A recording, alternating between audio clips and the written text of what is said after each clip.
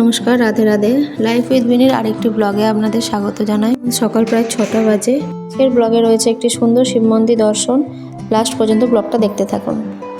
সকালবেলা পাহাড়টা কত সুন্দর লাগছে দেখেছেন?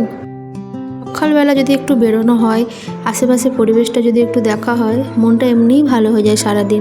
আমরা যে মন্দিরে যাচ্ছি সেই মন্দিরটা এখান থেকে প্রায় 1 কিলোমিটার দূর। সকালবেলা বলে রাস্তাগুলো দেখুন কত ফাঁকা, আর এই রাস্তা দিয়ে বিকালে এলে এত ভিড় থাকে।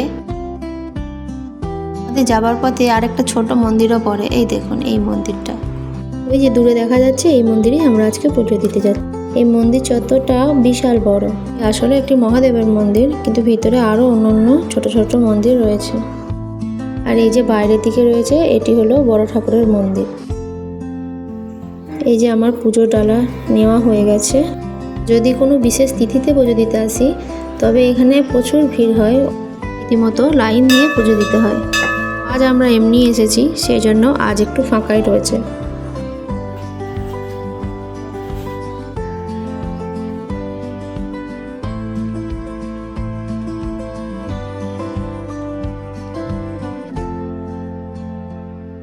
বাবার কাছে যাওয়ার আগে বাবার সেনাদের কাছে একটু আশীর্বাদ নিয়ে নিই।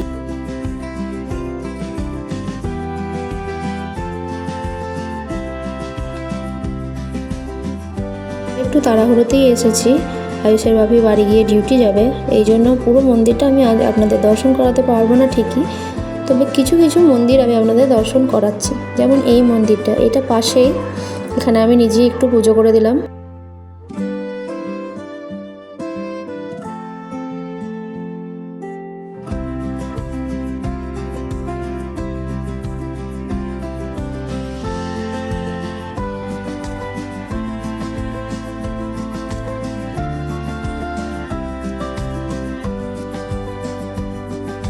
এখানে আরো একটি দেবীর মন্দির।